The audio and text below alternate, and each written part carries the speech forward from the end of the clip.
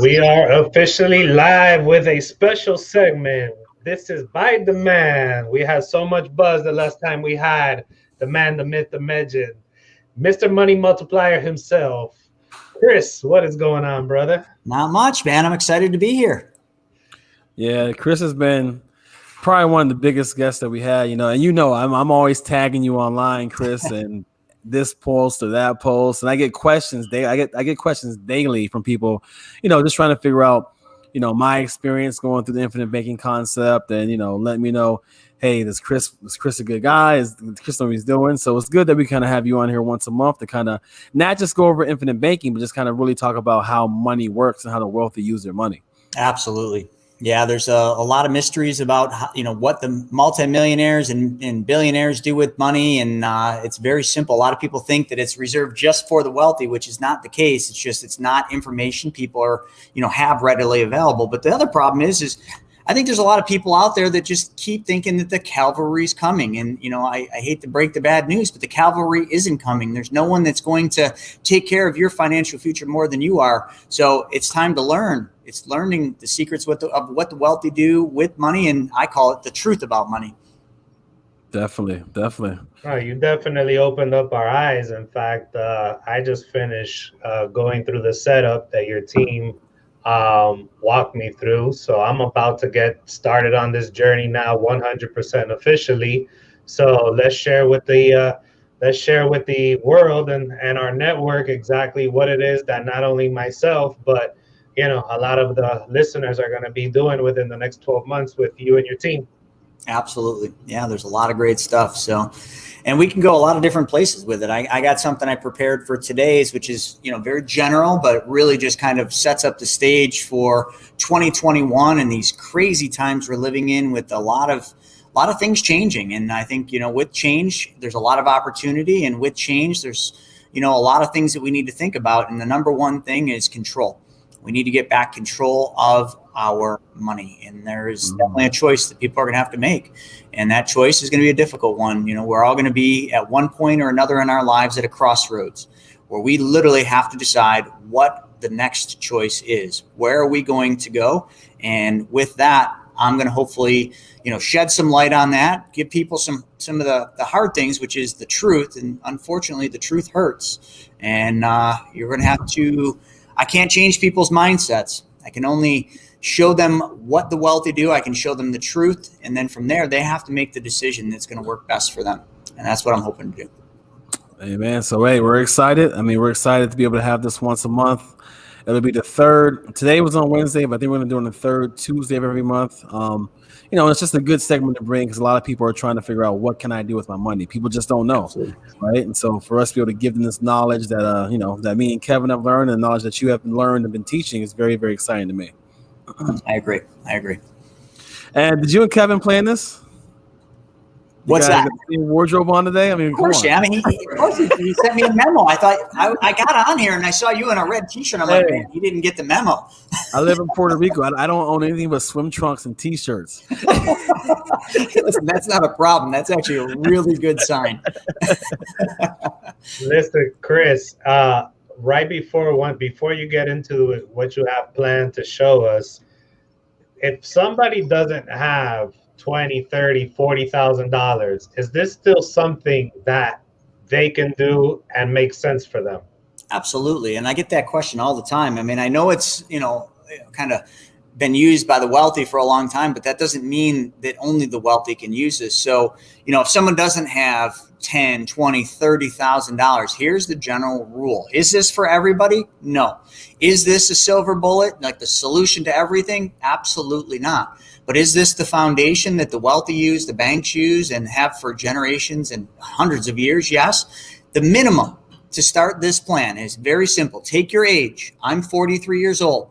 Multiply it times 10, and that gives me 430. 430 a month is my minimum. If someone's 30, 300 is their minimum. If somebody's 50, 500 is their minimum. Simplest way to do it is just 10 times age. And then the only exclusion is if you're over 60, you got to do age times 15.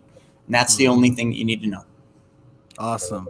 Yeah, I get a lot of those questions about, hey, you know, I only have this amount of money. Can I do this? And I always say, just talk to Chris because, you know more than I do. So I'm happy you kind of, broke down that basic multiplication problem right there that can kind of give you an idea of what you need to have to start. And We've most done, important, we've done thousands and thousands of these. And over the time, we've really figured out a lot of those little nuances and what works and what doesn't. Got it. most importantly, what I just heard is people in their 20s can literally start with under $5,000 if I'm doing the math correctly. I mean, if they can do it for under $3,000, depending on what their age is. So this does not take 50, 100, 200, $300,000, and you can set yourself up. And I think that's one of the main messages that I want to get out, especially when we talk about shutting up and investing. I wish I would have been 20 years old and I thought I was doing a good job because I jumped into real estate properties early enough. But meeting with Chris and hearing all these things is like, if I would have had all the tools, it would have not only helped me with my real estate, but just overall my money situation. I agree. Yeah. And my first policy I started was when I was in my 20s. And it wasn't built the way that I build them today, but it was still the first one I started. And it was under $300 a month that I started with. And even though that's a small policy, that policy today, that was when I was in my 20s and now I'm 43. I have funded car purchases with that. I have funded real estate deals. I have lent money to real estate investors, all with that stupid little policy that I started back then, which really is kind of the foundation for what I wanted to talk about today. So yeah, I mean, and I'll get into that in a bit. Kevin, you just had a little one, correct? Yeah, that's exactly why you came at the perfect time. And once we had that first session in our podcast, I was 3 weeks, 4 weeks away from him being born. And my whole purpose, and we said we were going to do this, we're going to track and we're going to see how it's going. My whole purpose is when he's 18 years old and it's time to start experimenting with life, right? Because that's the age where we start to say, all right, well, what am I going to do here and go there? Depending on what it is, whether it's, medical school or entrepreneurship or, real estate investing, whatever it is, hopefully with your mentorship, I'll be making the right decisions for him to be able to do whatever he wants and we can support him and he won't have the same struggles that I did when I first started in the game. Definitely. What you said is so powerful because it literally, I mean, so you have a different reason to do the things you do. And everybody that's going to watch this podcast is going to have different reasons, different goals, and different things they're trying to accomplish. But I think, as the first time that we're doing this, the first of many, because this is a regular monthly show, I want to start with this. And Kevin, I asked you that question, very intentional. Number one, I have I have an 8-month-old now, Viviana, and I knew you had your son. And have you ever seen or read the book, The Giving Tree? Do you remember when you were a kid? Did your parents ever read that book to you? I have not read that book, no. That is a book I definitely would put on the list for your son. The Giving Tree is a very powerful book. And, in life, I can show people how to make a lot of money. I can show people how to build wealth, take back the money they're giving away, be in control of their money. But I can't change their mindset and I can't change a lot of things. So the most important thing I will tell people is if you're going to build wealth and, you take the advice that, we're going to give you on this show, the single most important thing is giving. If you don't have a purpose of why you want to make a lot of money, then the money will come in and it will always leave you. You have to sometimes have a much bigger purpose. And The Giving Tree, that children's book, and it's a children's book, is all about a tree that was, this little boy, like when he was little, the tree was planted and it grew up with him. And, the tree just kept giving and giving and giving to the boy. But it brings me to something that just happened the other day that almost brought tears to my eyes. And I saw a Facebook post. I'm going to try not to lose it like I just did at the last training. But it was a picture of a father. Okay. And the father had his little boy on his shoulders. I want everybody to envision this. If you're just listening, the father has got his little boy on his shoulders and the boy's got a smile, and the father is watering a little seedling, a little plant. Okay. And that little plant is a tree. And, if I ask everybody, when is the best time to plant a tree? The most common answer is 20 years ago, and that is correct. But the second best time to plant a tree is right now. The second slide to that, that little boy on his shoulder where he's watering that seedling, is a picture of that tree. Okay, that tree is all grown up now. And it's a picture of a father, not the same father. So it kind of threw me off a little, pushing his one child. He's got a daughter he's pushing on the swing, and he's got a little boy on his back again. And that tree was a tree that him and his father planted when he was a little boy. His father had passed away. And now he's pushing his kids on the tree that him and his dad planted. And you see like a little bubble, and he says, "Thank you, Dad." And he's thanking his dad for planting that seed. Now, I want everybody to take that visualization. Now, I get kind of teared up. I mean, I'm not going to get into my story with my dad, or anything else, but like that tree is what I'm going to teach people how to do. That is you getting control of your money. That is you planting the seed today that will blossom, and not just be for you to have a better life, not just be so you can have nicer things, bigger houses, better cars, live the life, but so you guys can create a legacy. Because there's, what we do on this earth in the short time we have here is so vitally important. But the things that we do on this earth in the short time should always benefit somebody else as well. We shouldn't just always try to make money so that we have things. We should make money so that we basically provide a better life for somebody, so that we can change somebody's life in one way or the other. And when it comes down to money, money is nothing more than a tool. Okay, just like the shovel in your garage. That shovel sitting on that wall does nothing. But if you grab that shovel off, you can go out and you can plant that seed, which will be that tree. You can make a garden. You can take that shovel and you can start digging, which in the future will be the foundation for a charity or a homeless shelter or a food bank. And you get the drift. You could take that shovel and you could go out, to, a village out in some other country where people have to walk 10 miles or 5 miles just to get fresh water. You can start digging the pipe, the hole for the pipe that someday will feed fresh water into that village. The shovel is a tool. It's how you use that shovel. We're brought up to believe that money's evil, money's bad. Don't talk about money. Well, that's not the case. Money is the tool. And I've never seen a poor person putting wings on a church. That the money that we make, the money that I'm going to show you how to generate, whatever it is, the money you make, this is the tool. This is the shovel. That's all it is. Okay. And if you look at it as anything else, it will morph into something that it shouldn't be. This is one of the most powerful things I can teach people. Not just dollar bill. This is garbage. Okay. This isn't even real. It's fiat money. Okay. They just printed $4 trillion. This is worth less tomorrow than it is today. But what this stands for, what this can do, is the magic. The tool called money is what you need to learn how to get control of. Because if you're not in control of it, I'm going to show you what that means. And I don't know if you guys want me to just dive right in, or. Yeah, let's just dive right in and start talking about the PowerPoint before you and showing people how to take control. And both of you guys, if you haven't read that book, The Giving Tree, make sure you go out and get that. Your kids will appreciate it later. So kind of what I got here is very simple. I mean, you got to take back control of your money and your life and your financial future. So all things are considered, but you're going to have to make a choice. And unfortunately, the choice you're going to have to make is going to be fought with a lot of opposition. And I know both of you have already dealt with this. Once you've learned about the money multiplier method and the privatized banking, the second you learn and you started telling people, you fought some opposition. People saying, "Oh, it doesn't work that way. Oh, that's too good to be true. Oh, Dave Ramsey said that whole life is the worst thing on earth." And you've heard all this, and we're going to cover all this in this session or the next ones, because it's not so much what somebody says, it's what choice you make.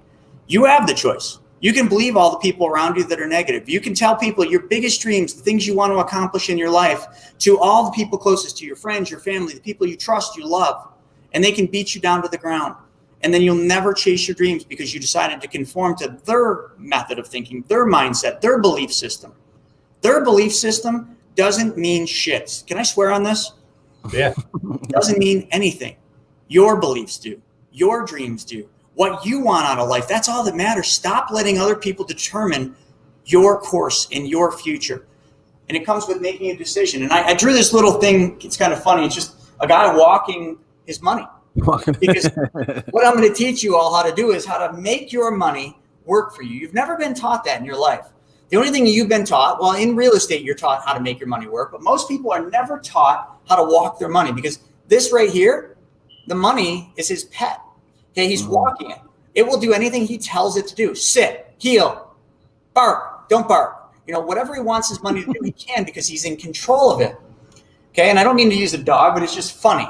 And the reason I say that is when you're in control of your money is working for you on your terms. But what only thing you've been taught your whole life is how to work for money. You've been taught how to go get a job. You've been taught how to open a business, how to hustle, how to go out and work hard for money. And that's important. Don't get me wrong. But that's just the start. Because once you make the money, which you're all capable of making money, we all are. We're all taught very well how to do that. The question is do you know how to make your money work for you? And I will tell you this, and you might not like what I say, you don't, because you've never been shown what I'm about to show you. And what I'm about to show you is what you all probably think you know, but maybe you don't. What is this? This is a bank, okay? So we all understand how a bank works, right? We go into the bank, we take our money, you know, we take our money and we say, all right, Mr. Banker, like, deposit my money. Can you put this money in there? And that feels good. It feels really good to deposit money in the bank. So you take your deposits and you put your deposits into the bank. And let's just, for the sake of just picking one, let's pick Bank of America. Okay, so you got your money going into Bank of America. And Bank of America agrees to pay 4% on your money. So they're going to pay you 4% on those deposits that you just put into the bank. And you're excited about that. You made that deposit. That's an asset to you. So your deposit represents a very powerful asset that you feel good about. But what you're literally doing when you're doing this in someone else's bank is you're literally giving up control of your money. And you don't think that. You're like, no, I'm not, Chris. I'm not giving up control of my money. When I put money in the bank, if I want that money, I can take that money back out. Really? Is that really how it works? Because you know what? I'll call your bluff. Back in March, when COVID hit, how many of you went to your bank and tried taking all your money out? You couldn't do it. If you did either one of you try doing that? I didn't try it. I went and pulled $5,000 out. I said, let me see. I got about 2,000 at home. Let me pull another 5, and this will get me across the border if I need to. Yeah, I didn't do it, but I know you couldn't do it. I know that banks were closing. I know that there were shortages of coins and dollars and, you know, all kinds of things. And there might have been IOUs depending on how much money you had in the bank. Yeah. So in March, just like in 2008, you couldn't take all the money out of your bank. If you tried and you walked into the bank and, you know, let's just say a week earlier, you had deposited 20 grand in your bank and it felt great. And then all of a sudden you're like, oh my God, this is scary. I got to take my money back. I'm going to need that money. They wouldn't have given you all your money back. Like, you took 5 grand, and it's funny that you said 5, because that was like the most that I heard a bank allowing people to take in a single withdrawal. So then most banks would have said, okay, well, we can give you 3 or 5 grand today, but then you got to come back tomorrow. So then you're like, next day you're back. Okay, here's 3 to 5. Then all of a sudden they make you fill all these forms out and you got to sign all these things. And you start asking yourself, well, if I'm in control of this money, why am I having to ask for my money over and over? And why can't you give me all my money? I just gave it to you a week ago. And then why am I filling forms out? It's because you're not in control of your money. The bank is. The second you make this deposit into your bank, I'm just picking on Bank of America, you gave up control. But the other thing too, when you made this deposit, you created an asset for yourself and you created a liability for the bank. But that liability for the bank isn't going to stay that way for long. Banks are way smarter than this. And, you know, Robert Kiyosaki talks about it in Rich Dad, Poor Dad, turn liabilities into assets. And how do you do that? You move the money. What do banks do? The second you deposit the money in the bank, last time I checked, you don't take your $20 bill, take it into the bank and say, Mr. or Mrs. Bank Teller, can you put this $20 in my little box in the back, the one that has my name on it? That's not the way it works. You give the teller your $20. It's the teller. Then right behind you, there's somebody, I don't know, maybe they got like some hidden sign language. It's not, it's a computer. And somebody behind you is borrowing that money. They're lending it out in that glass cubicle behind you. Think about it. Somebody comes in and there's a mortgage going on. So they take my money, they take Kevin's money, they take Jory's money, they pull it together and they lend it out to this guy to buy this house that he wants to buy in the form of a mortgage, that's the security. So the bank takes all of our money, they're paying us 4%, and they lend it out at 7%. But this person gets their mortgage, exchanges that mortgage, that borrowed money, to the seller of the house for the keys, and the seller does what? Puts the money back in the bank. So now this person who thinks he has a liability, and any of you that think your house is an asset, your primary residence, you are completely wrong. Your house is not an asset. Your house is a liability. Always has and always will be. And the only way to make that house an asset is to make it start printing money. Most people don't know how to do that. So it's a liability. But now that this money went back into the bank, it created another liability for the bank. So what they do is they loan the money out to Jory for his brand new BMW M4. That's a pretty sweet car, just so you know. But Jory goes and buys his M4, and the bank charges him 8%. Okay, so then he takes that money, that loan, gives it to the dealership puts it back in. Jory's got the car, the bank has the note, the dealership has the cash, but guess what? The bank's got the money again. Now the bank takes that money again and loans it out to somebody for a home remodel. They give a home equity line of credit. That remodel goes to the money from the home equity, goes to the contractors and goes right back in the bank. Now it doesn't matter if it's a different bank. All banks are connected, folks. There's a thing called the Federal Reserve. And for those of you that don't know, the Federal Reserve is not owned by the federal government.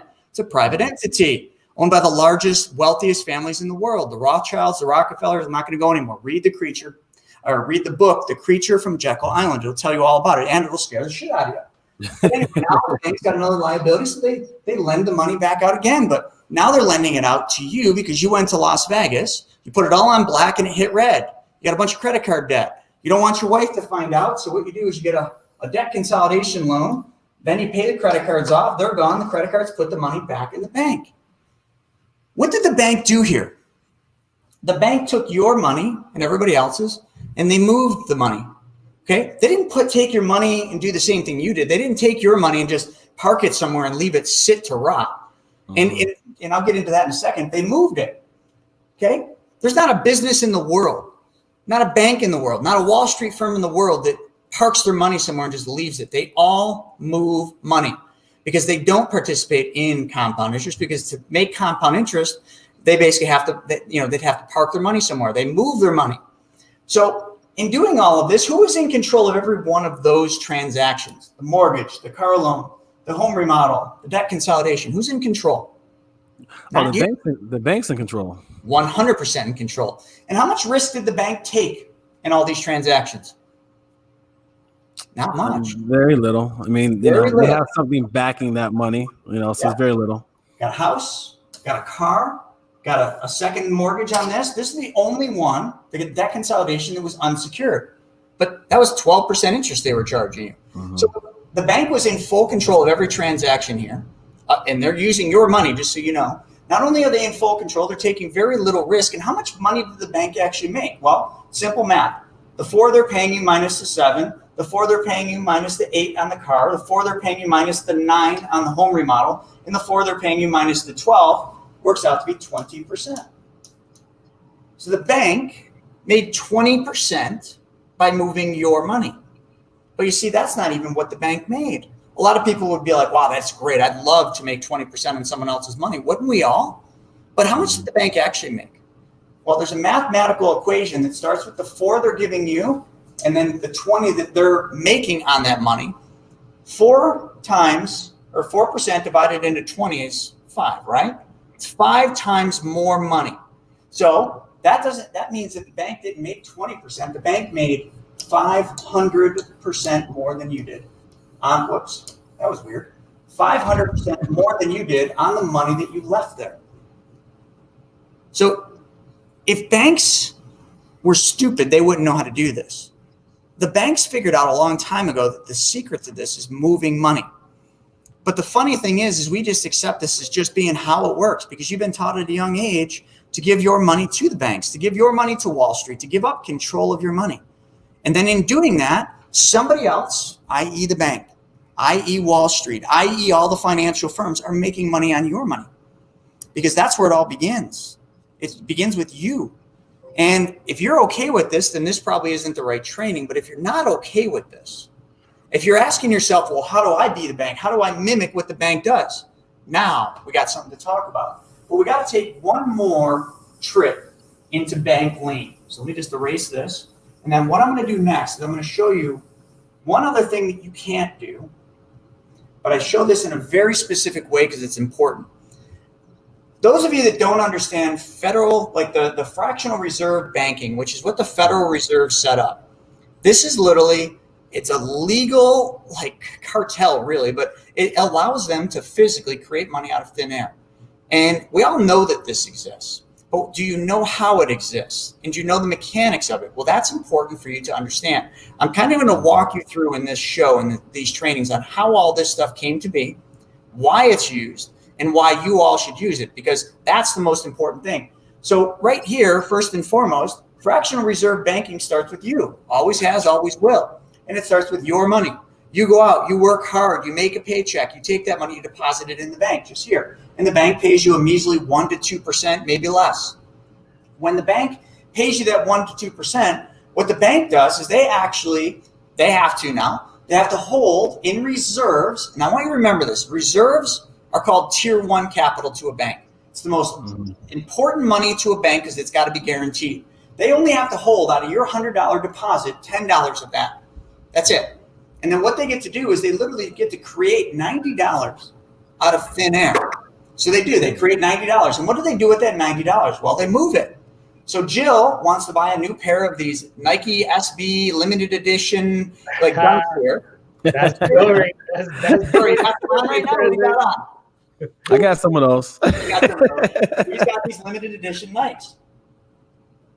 So Jill wants these Nikes but doesn't have the money. So she goes to the bank. The bank gives Jill a loan for $90, which the bank lends out of, and that money was just created out of thin air because of your deposit. And they charge Jill 5% on that. She doesn't care. She just wants the shoes. Jordan knows all about this. So Jill then sends $90 to John, who owns the shoes. John sends the shoes. That was the exchange. Money for shoes, shoes for money. Okay? So now $90 is in John's hand. John deposits that $90 in the bank. The bank holds $9 of that $90, which was created out of thin air. And then the bank has $81 to then do whatever they want with. And what the bank does is the bank then loans that money to Billy, because Billy is in hard times. Billy has a line of credit, and Billy borrows $81 from his line of credit. And Billy has a problem because Visa is late. His Visa payment's late. So Billy makes that $81 borrowed money. Remember, that's borrowed money at 10%. He's paying 10% on that line. He takes that $81 and he pays his Visa payment. Now, remember, Visa's charging him 20%. So now he's paying 10% on that $81 line of credit, and he's paying 20% on the Visa, which he just paid with borrowed money. So Visa then, and there was nothing created out of thin air there yet, but Visa deposits that money in someone else's bank. That bank takes $8.10 in reserves and creates $73 out of thin air. And this keeps going. It repeats. It just goes over and over again. And the bank just keeps doing this. The bank, all they do is they keep records of all of this. They keep records of deposits. They keep records of loans. They keep records of reserves. And your 100 eventually becomes 1,000 and 2,000 and 10,000 and 100. It just keeps multiplying. That's what this is. And then the bank has this fake thing. It's not fake. It's called the FDIC. And if you guys really research what that is, it says that for the first 250,000, they're gonna insure that money for the banks. Exactly. If there's ever a run on the banks, folks, the FDIC doesn't have enough money. They just don't. But that's okay because the FDIC has the Federal Reserve, which, as you just saw, can literally create money out of thin air. So don't ever worry about this. But if you're keeping more than 250,000 at any bank, then you should worry. You need to diversify your bank accounts. Go get some credit unions, some community banks, move that money around, play this cup game, right? Take your money, take it out of one bank, put it in another bank, then take, anything, go up to 100 grand per bank, and then just keep creating more cups. Did you guys ever see the cup game, right? If I had cups, well, which one's the ball in? Which one? Where's the ball? Where's the ball? And you never can guess it, right? It's moving around, right? That's what you want to do with your money. Because in the event of another COVID thing in March or 2008, you want to be the one being able to play the cup game. Oh, you thought it was there, didn't you? Oh, no, it's over here. No, it's over there. You want to basically do your own run on the bank, and your run on the bank is going to be multiple banks. You go into one bank, I need $5,000. Great, here you go. Go into another bank, I need $5,000. And you just go down the line. You just take all your money out of the banks. That's being in control, but not to the ultimate. So let's keep going with the Federal Reserve. Let's recap it. You deposited $100,000. That $100,000 created $90 for Jill's loan. Jill, then basically that $90 became another $81 with Billy, and then $73. All these monies were created out of thin air, $271. So your deposit of $100 became $271. It's fiat money at its best. And the whole time this was going on, Jill's paying interest, Billy's paying interest twice. Interest is charged. How many of you want to be able to do this yourself? And you can. All you got to do is change one thing. And that one thing is who is in control of your money. That is the only thing that we need to change. But as simple as that sounds, this is where the difficult part comes in. You remember a second ago when I was talking about the bank? The bank had to hold money in reserves. So the bank took your money. They held $10 of your 100 in reserves. But I told you that is tier one capital, the most important money to a bank. It's the money that they have to guarantee. Well, if the bank's holding reserves, where does the bank keep those reserves? Well, some of you are thinking, oh, silly, you keep it at a bank, duh. They just give that reserves to another bank. No, they don't.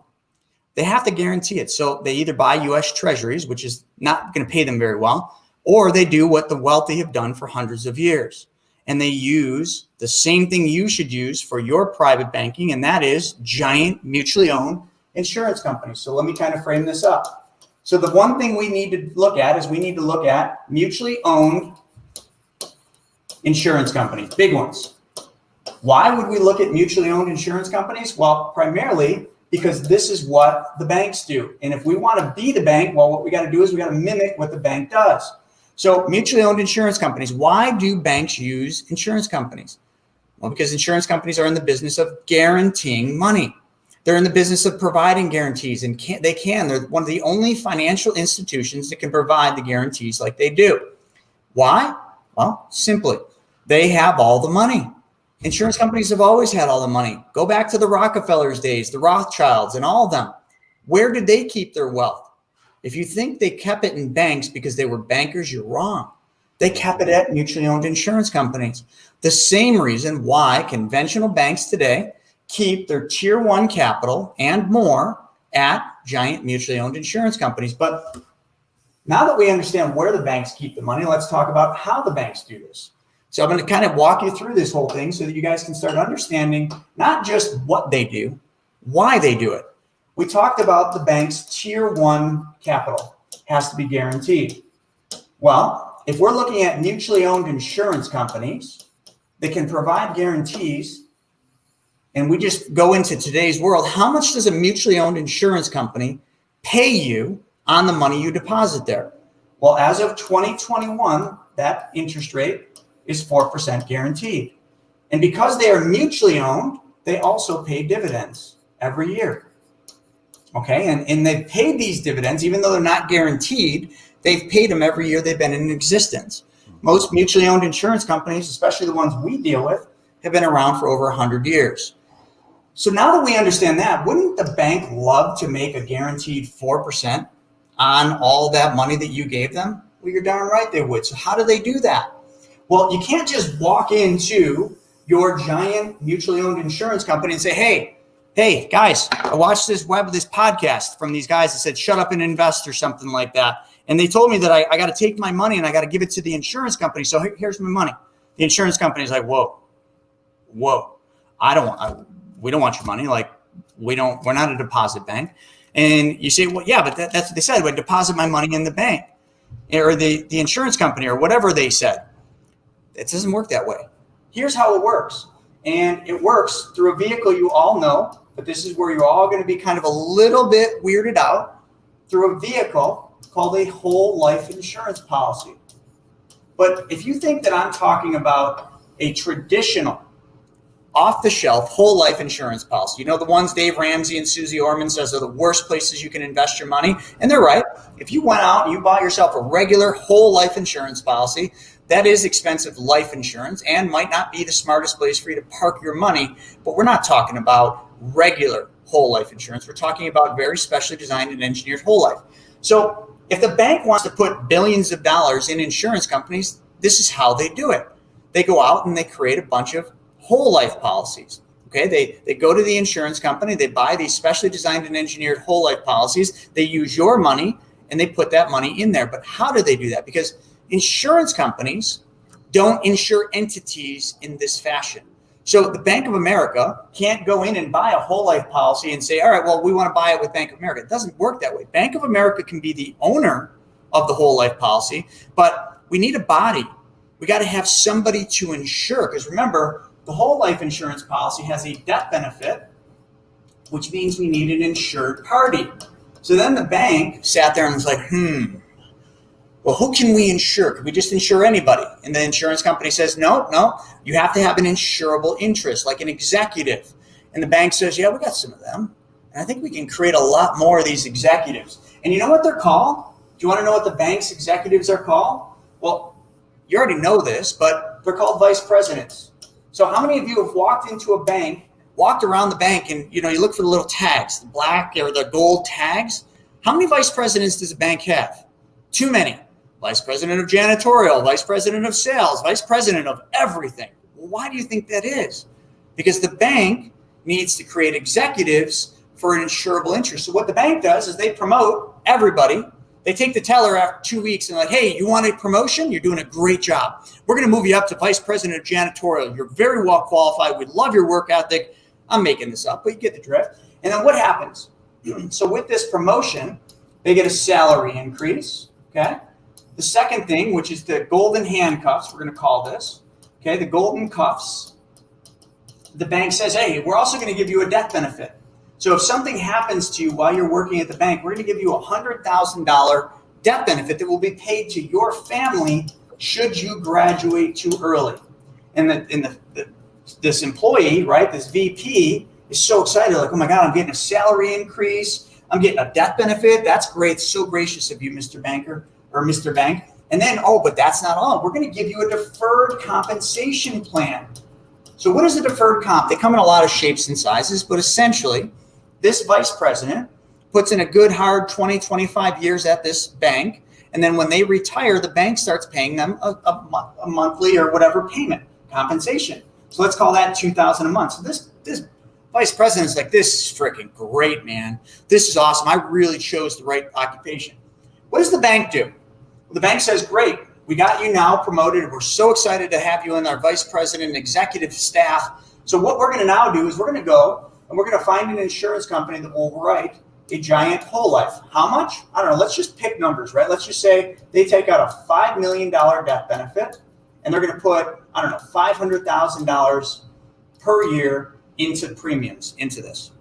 The vice president doesn't even know this is going on outside the fact that they're just the vice president now and they know that they're going to get a $100,000 death benefit. That is the equitable benefit. So out of this $5 million in death benefit, the employee's family is going to get $100,000. So here's what happens. Every year, they take our deposits, their tier one money, they put them into these whole life policies. And just so you all know, I know you think I'm just blowing smoke. Look it up. It's called BOLI, bank-owned life insurance. Just look it up. Look up any bank in the United States. And what you will find that every bank from Wells Fargo to Citigroup to Bank of America, I could keep going on, they own more whole life insurance than they do all the land and buildings combined. That's a lot. That's right, it is. And it quadrupled, banks quadrupled the amount of whole life they own since 2008. Actually, I think it's since 2014, because after the crisis happened, they quadrupled the amount of whole life because they had to increase their reserves, right? Their capital in tier one.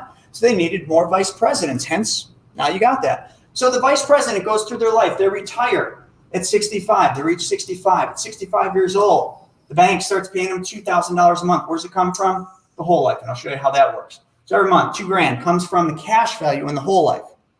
Someday later, the vice president dies. He's 75, has a heart attack. No longer, gone, right?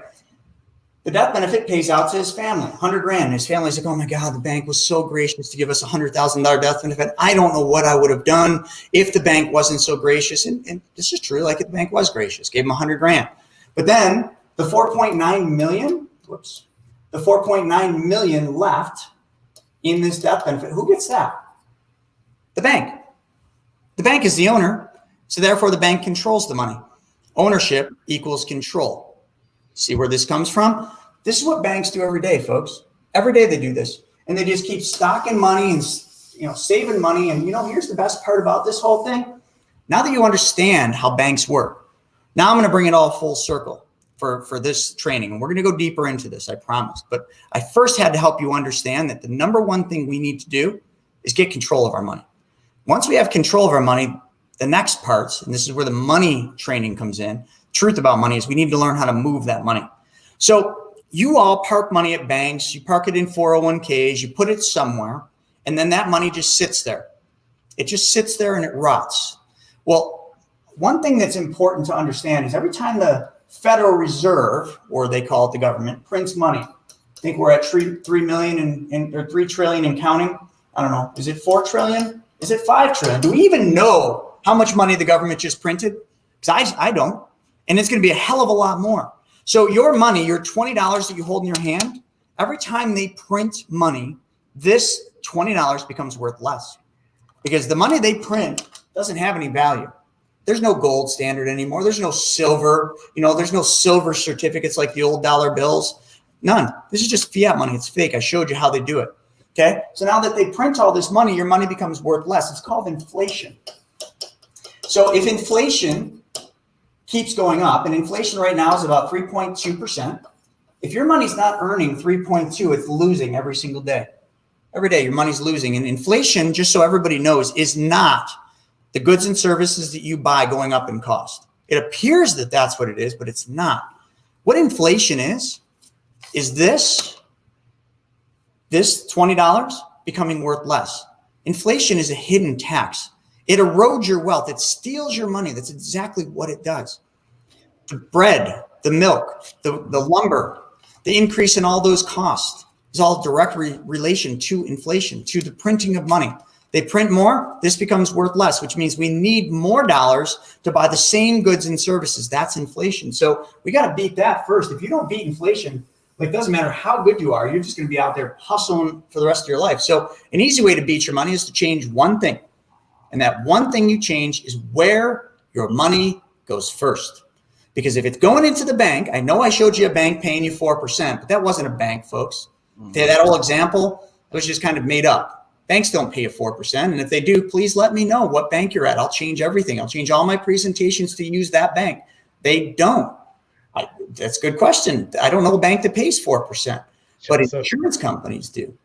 Okay, all the insurance companies we use pay a guaranteed 4%. That might change in 2022, but right now, 2021, it's 4%. So if we just change where our money goes first, then we can beat inflation. And that place we change it is right here. It's called privatized banking. So what I want you to think about is where your money goes first. Not every penny of it, but the money that you're saving. What I would propose is that we change the name on the bank of where those deposits go. And for today, I want whatever your name is, Joseph, Jory, Kevin, Chris, whatever your name is, that's now the name on your bank. And what you're going to do is you're going to start making deposits. Okay, we're going to call these deposits premium deposits, just so I can get your head wrapped around it. Okay, when you think of a whole life policy, you think of making premium payments, which is an expense. Okay, that's a cost. We're making deposits like you do in your bank, but I'm just going to kind of make it easy and call it a premium deposit. So you start making monthly or quarterly or semi-annually or annual deposits into your bank. And let's just say you build up $10,000. Okay. So you got your bank, you build up 10 grand into your bank through your deposits. But remember, that money that's in this bank is earning 4% plus dividend. But now all of a sudden that it's earning 4%, that's kind of boring. If any of you are real estate investors like Jory and Kevin and myself, 4%, I'm sorry, that doesn't get me super fired up. It's starting place, but I'm just not pumped on 4%. So we got to make more than 4. So what do we do as real estate investors? We buy real estate. So let's kind of get into the real estate a little bit here. How we buy real estate. I put money into my private bank, okay, which is nothing more than this specially designed and engineered whole life. Let's not make two ways about it, but I don't want you to get hung up on this whole life.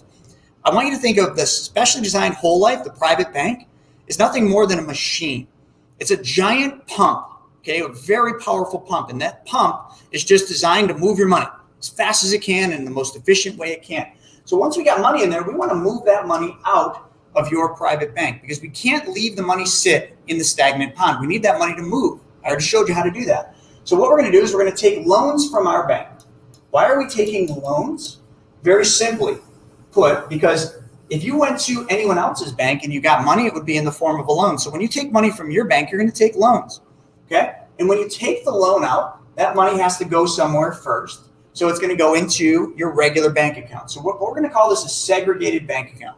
If any of you have ever read the book, Profit First, he talks about segregated bank accounts, talks about profit accounts and marketing accounts. This is your segregated banking account. The only thing we're going to use this particular checking account at your local bank for is a books and records. It's the only reason. This segregated account is just so you have good books and records. Because if you're like me or anyone else, if I put money in my regular bank account, if I put money in my regular commercial LLC account, it's like the black hole. Whatever goes in there disappears. Real estate investors are magic. They're all magicians because we can put money in any one of our real estate banking accounts and poof, it's gone. It's like, the rabbit trick, right? Ha, it was there a second ago. Now the money's gone. That's real estate for you. We're always, running out of money in real estate. So this is just to keep books and records of money in and money out. So now that the money's here, we got 10 grand in our regular bank. Now what we're going to do is the same thing you would do if you borrowed money from a hard money lender. You're going to do a note because what we're going to do, we're going to buy real estate here. The money started in your private bank and we need that money to make it over here to your LLC's bank account. Okay, this is the stopping point, right? Sorry, I'm hitting the top there. This is where the money's going to stop. But before it makes it to your LLC, we got to basically do the same thing you would do if you borrowed money from a bank, a hard money lender, a private lender. We're going to do a promissory note. And I know this seems silly, and a lot of you probably are like, that's stupid. It's not stupid at all. You talk to your accountant about this, or you talk to anyone that's going to ever audit you about this, they're going to love you for it. Because if you took money from over here, and this place over here is earning 4%, you took it from here and you want it to go over here, you should charge yourself interest. Why? You're thinking, oh, well, it's my money. Why would I charge interest on my own money?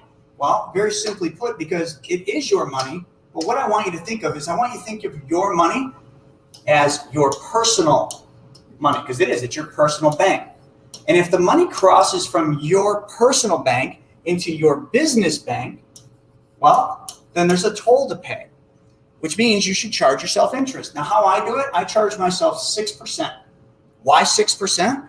Because my CPA said that, he asked me when I said I was going to do this, he said, well, how much money would the bank charge you to borrow money? I said, I don't know, 6%. He said, great.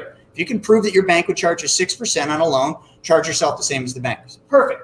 So I charge myself 6%. So now the money leaves my personal bank. I got a note here, 12 months, 6%. And then I take the money and now I have 10 grand in my LLC's bank account. Step number one, this is great. Here's the one thing you don't yet know. And I'm going to kind of get this out of the way and then I'm going to move through this really quick. So I'm going to show this again later. Let's change the color. You started with 10 grand over here. But when the money left your private bank, you would probably think that you stopped earning 4%, wouldn't you? Because that's how your regular bank works. If you put 10 grand in your regular bank, put 10 grand in your bank, and you then take the 10 grand out of your bank, doesn't your bank stop paying you interest? They do. But you see, this bank, when we took the 10 grand out, remember we took a loan. I told you that. We're taking a loan from your bank, which means you're not using your money. Whose money are you using? Okay, your personal bank, when you take money as a loan, you're using the insurance company's money. And why would the insurance company ever give you money? Chris, why would the insurance company ever just give me money anytime I want? Because there is no credit check. There is no paperwork. You click a button or you make a phone call. You say, hey, yeah, I got 10 grand in my bank. Yeah, or my specially designed whole life. Yes, I do. Great. Could you send that to me? Perfect. Thanks. That's it. Done. And I don't know if Kevin or Jory have done loans yet, but it takes literally about a minute. I did mine already.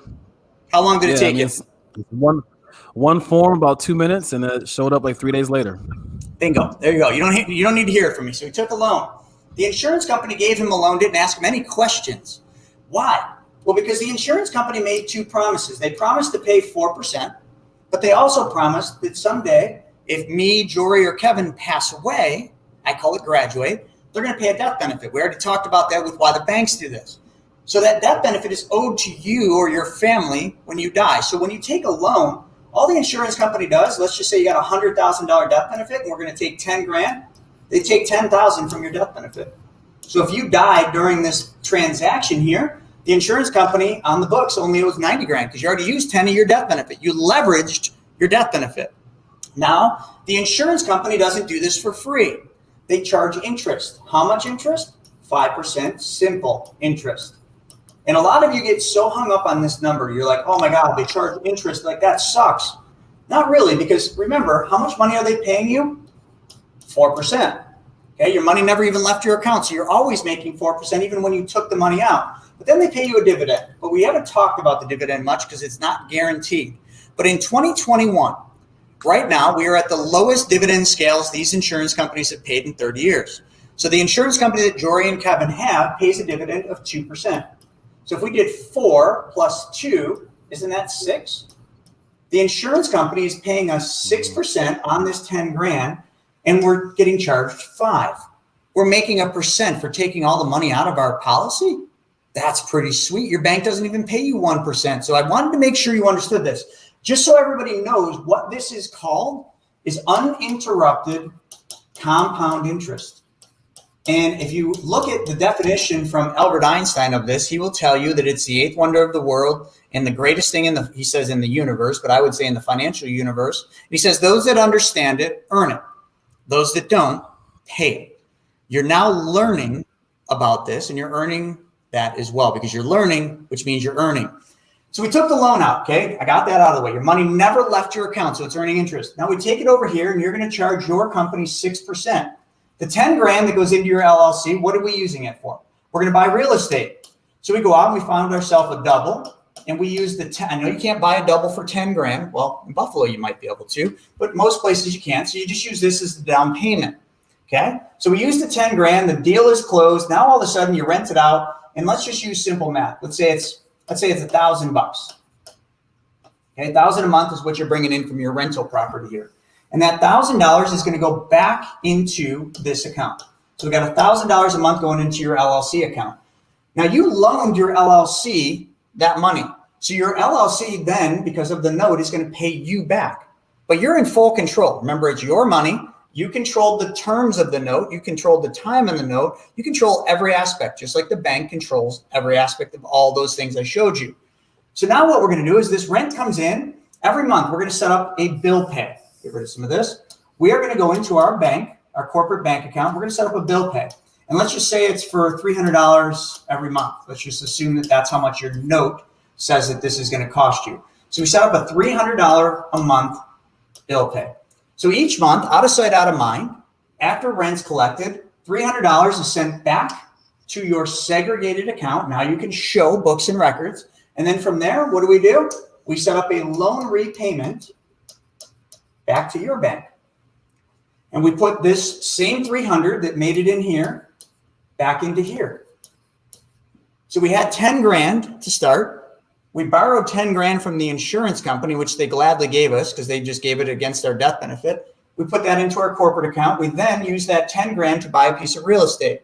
We then take part of the rent, whatever amount you want to charge yourself, you're in control, and you send that back to your policy. So now every single month, your plan is growing by an extra $300. You made money twice because how much did you make here? 1% in the first year. Okay.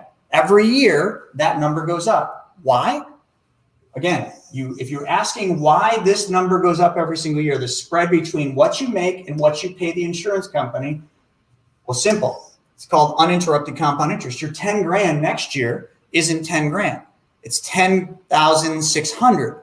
The next year, it's 10,600 times 6% and so on. It just keeps going up. See, this is compounding. This is going up. Then this is also being regenerated by the money that your rental did. Well, let's just say you didn't buy a rental. Let's say you bought business equipment. Let's say you paid for marketing, like you did a big mailing campaign. You just used whatever this money is used for. Always think of it as your money in your personal bank. When it crosses into your business, needs to make it back into your personal bank because you got to treat your money the same as you would treat the bank's money because your money is just as valuable as the bank's money.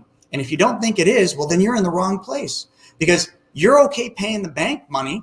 You're okay paying every single conventional bank out there interest on your money that you borrow. Why would you have a problem paying your bank interest on the money you borrow? And it's even more fun when you pay your bank back money, because you're in control.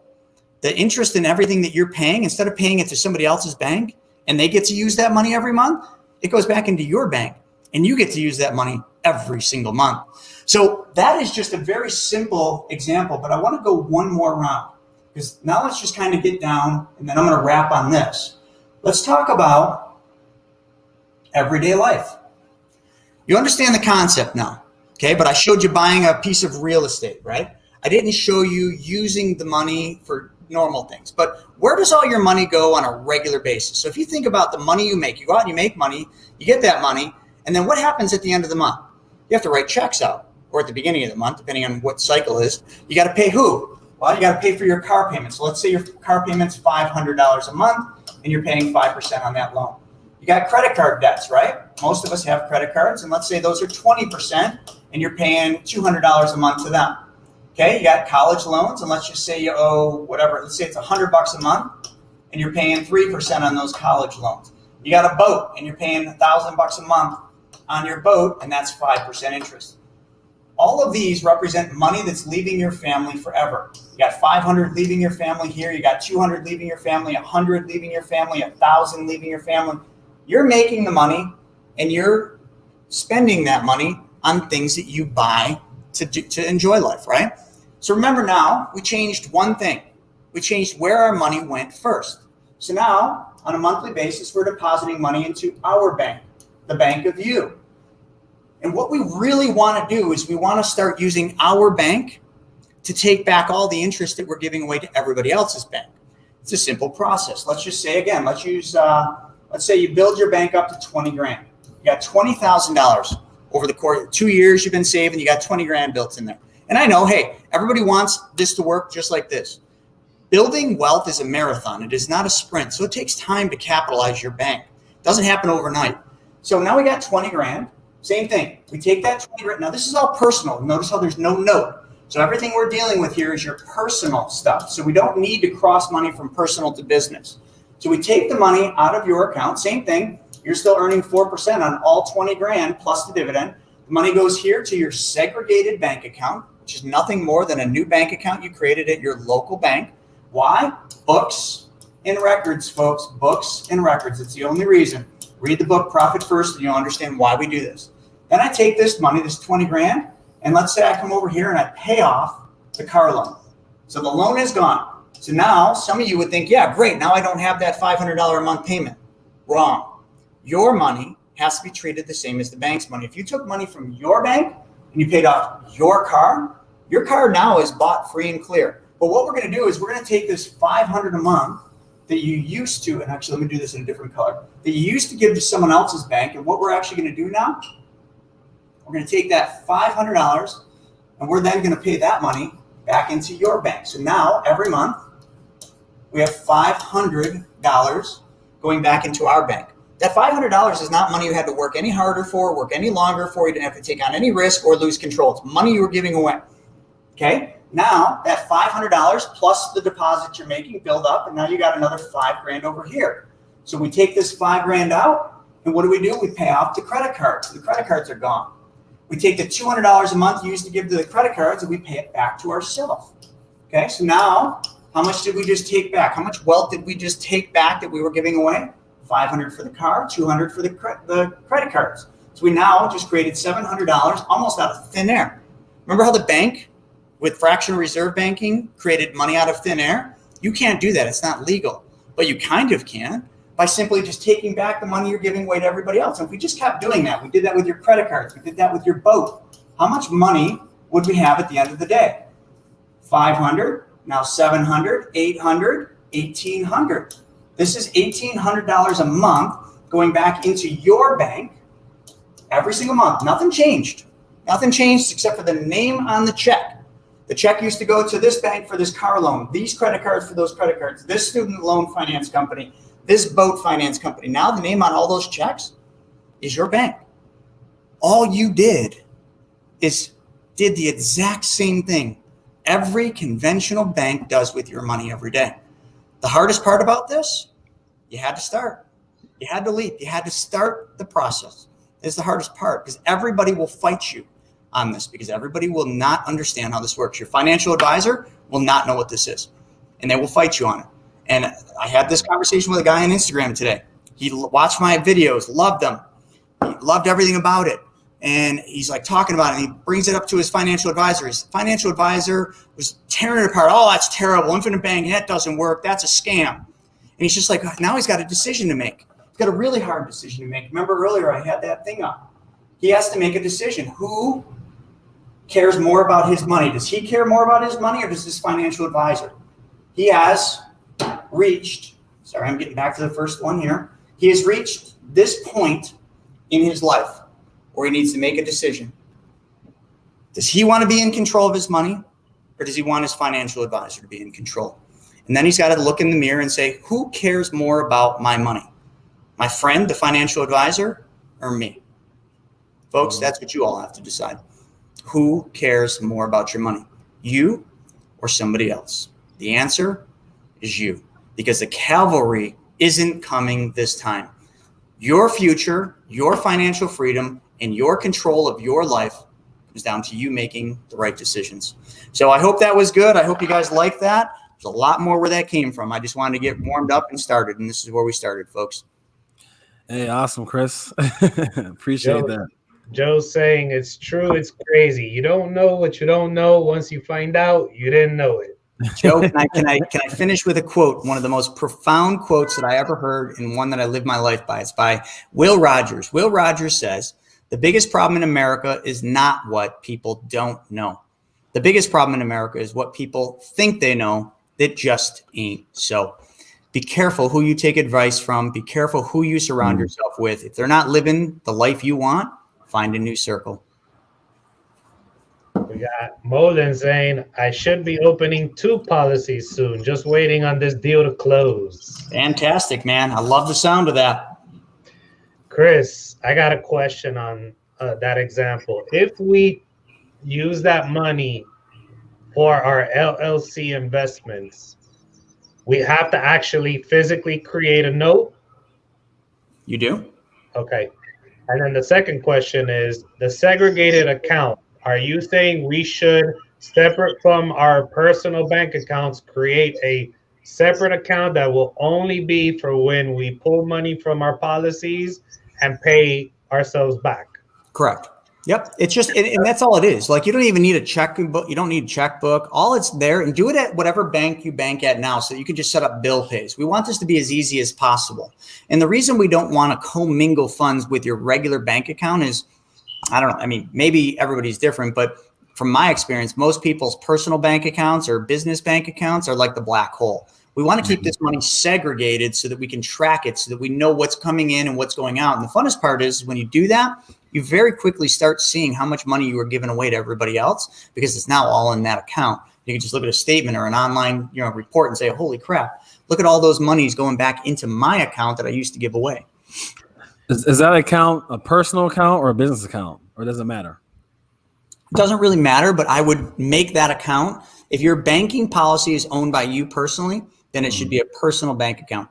If your banking policy is owned by your LLC, which we very rarely ever suggest that, then in that case, your segregated account would be owned by the LLC. Got it. In that example where you paid off the car, that would still hold true if you had a lease, right? If you had a lease car, you want to make payments, or not really? I certainly do not suggest anyone use a lease. It's funny, I just did another training and we went over that exact thing. So let me show you one other thing that'll kind of help with that. Let's see. I got to figure out how to get a new screen up here. Close this one. All right. So, camera. Holy smokes. Computer's going slow today. All right. So let's say you got money. Whoops, wrong color. Let's say you got money over here on the left. And this can be any money you want. Let's just say this is your bank account. And then over here, you got your lease payment. A lot of people want to then take the money from here, change one thing, and put it into this banking policy, which what is called infinite banking concept policy. Okay, so they want to do that. That's easy to understand. But then from here, they want to just take it and pay their lease or their groceries, or they want to just pay all their household bills. I did a YouTube on this to explain why that, although this would work, okay, it would. Mathematically, it will work, but it is absolutely not the most effective way to do this. And I'm always trying to teach people the fastest, smartest, and most efficient way to do this. This is not it. So if you're leasing cars, what I'd suggest is we go to the IBC, but then from the IBC, from the banking policy, find another engine, okay? Find somewhere else. Now, what I do a lot of private lending, okay? I loan money out at 12%. So I lend it out to, I don't know, let's just say Jory needs a loan. I lend it to Jory at 12%. So now all of a sudden what I've done is I've taken and I've made money twice. I'm making 4% plus dividend here. Then I took the money from there and I moved it into this note. I lent it. Now this 12% is kicking off income every single month because Jory's got to write a check every month for that note that I just did for him. I take that and then I would pay from that interest, I would pay the lease. That's the more effective way because now you're using you're literally creating interest, money that didn't exist before, and then using that money. So now your money is effectively, remember that photo I showed you with the guy walking his money? Now you're walking your money. Now you're making your money work harder for you. If you skip this step, your money's working for you. But again, it's not even breaking a sweat. It's working harder than it was before, but it's not working hard enough. And because we can take that money out and not interrupt this, well, find somewhere to put this money where it will generate something more. Anything over 6% would be effective. 12%, private funds at 20%, whatever you do. Then take the money from there, pay the lease, pay the groceries, pay the dinner bill, whatever. It's just a better way to do it. Yeah, I mean, it's when you find out money's energy, right? It's just energy. Yeah. It's energy that needs to be moved around. It's not meant to sit still, And when you realize that, it just flows. Just like Joe said, and Joe was that's a childhood friend of mine. And we talked about this together, just saying, like, if we would have known about this so much long ago, but I'm happy we know about it now, But when you realize, like you said, energy is velocity. Yep, definitely. Now, the money school training, tell me a little bit about that. Sure. So once a month or every 45 days, we do an intensive. It's a 3-day training. I mean, if you look right on the bottom of my screen there, money school training. So that's the 3-day that's coming up this weekend. So it's 3 days with me. And then I also bring in my friends to kind of speak at that event to teach you additional things like how to protect your money, how to basically use trust, how to find corporate credit and all these different things. But the whole 3 days is me teaching these strategies, but like 15 layers deeper and just going deeper and deeper into it over 3 days. And it's literally like probably one of the most powerful 3-day money trainings out there in the market. It's $197 to spend all 3 days. If somebody can't make it one of the days, we record them all and we send you the recordings. You can watch them anytime you want. We give you access to MSTV, which is Money School TV. I mean, it's all right in that link, but so that's what it is. It's a full 3 days with me and some of my mentors that I bring on, like Brent, to teach you exactly how this works and a lot more. How to use 401ks more efficiently, how to use self-directed IRAs, how to use home equity lines of credit, how to use private equity, how to use banks in a much more efficient way. It's everything money condensed into 3 days. Wow. Awesome. Chris, we appreciate your time, my friend. I know that we took more of your time than we had to discuss, but I think you hit us with the good stuff. And every time we speak, I'm more and more excited about what we got going on in my policies and doing more. So the money school training seems right up the alley too, because the more education, the more moves, the more investing, and like we say, shut up and invest. I love it, man. I love it. And I'm really excited that we're doing this money program within your audience because this is just the start. This is one of one, and it's only going to get better. We're going to go deeper and deeper each time, and we won't leave any stone unturned. And I appreciate you guys giving me the opportunity. Awesome. Thank you, Chris. We appreciate it, man. And we'll see you again next month. You got it. Thanks, guys. All right. Bye-bye.